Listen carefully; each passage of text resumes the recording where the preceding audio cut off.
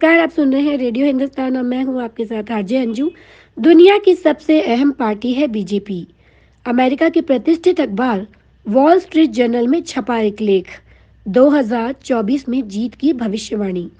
लेखक का तर्क है कि बदलते परिवेश में बीजेपी और आरएसएस एक बड़ी सच्चाई है। उन्होंने सिर्फ न चीन से जारी तनाव को बैलेंस करने में, बल्कि आर्थिक रूप से भी बेहतर माहौल बनाने में मदद की वकालत की है। अमेरिका के प्रतिष्ठित अखबार वॉल स्ट्रीट जर्नल ने भारतीय जनता पार्टी को दुनिया का सबसे महत्वपूर्ण राजनीतिक दल करार दिया है। अखबार में छपे एक लेख में बताया गया है कि बीजेपी दुनिया की सबसे अहम पॉलिटिकल पार्टी है। साथ ही इसमें लेखक ने 2024 लोकसभा में भी बीजेपी की जीत की भविष्यवाणी की है। बीजेपी को लेकर छपे इस लेख की चर्चा काफी है, क्योंकि वॉल स्ट्रीट जर्नल एक वामपंथी झुकाव वाला अखबार माना जाता है, जबकि बीजेपी भारत की एक दक्षिणपंथी पार्टी है। अखबार में छपे इस लेख के लेखक वॉल्टर रसेल मीड है। मीड दरअसल एक एकेडमिशियन है और अमेरिका के प्रतिष्ठित हडसन इंस्टीट्यूट में प्रमुख स्ट्रेटेजिक और अंतर्राष्ट्रीय मुद्दों की शिक्षा देते हैं। इसके अलावा इटली के एस्पेन इंस्टीट्यूट के सदस्य भी हैं, दुनिया के टॉप थिंक टैंक में शुमार रहे हैं।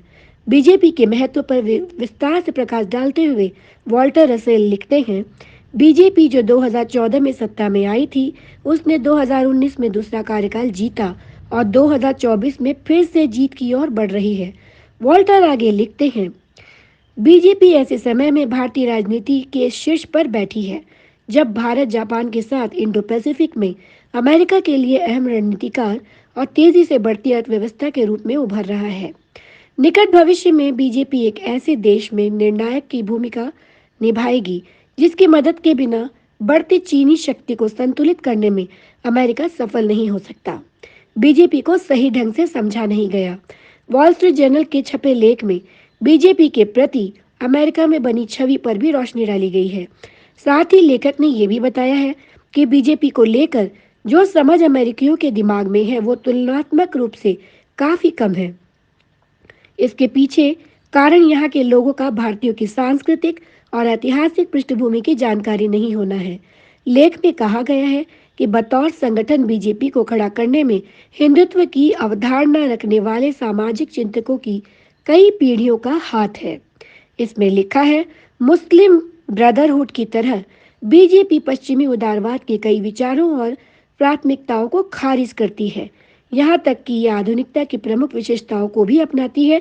चीनी कम्युनिस्ट पार्टी की तरह बीजेपी 1 अरब से अधिक आबादी वाले देश को वैश्विक महाशक्ति बनाने की उम्मीद रखती है।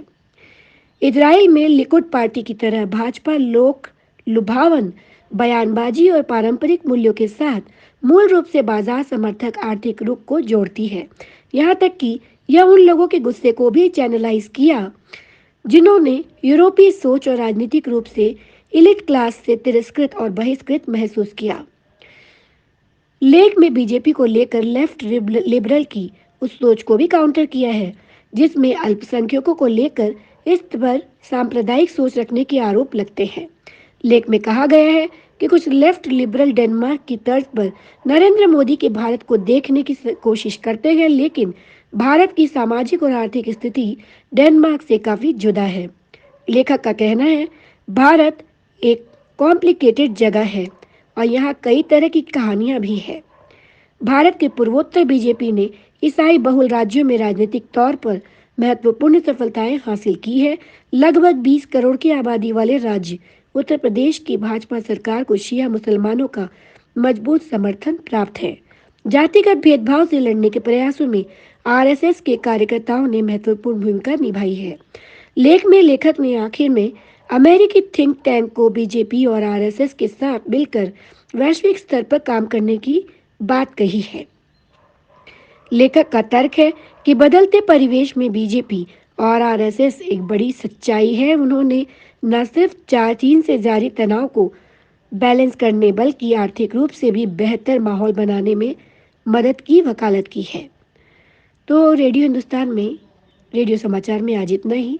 हमारे साथ बने रहिए देश विदेशों की अन्य खबरें जानने के लिए। तब तक के लिए नमस्कार।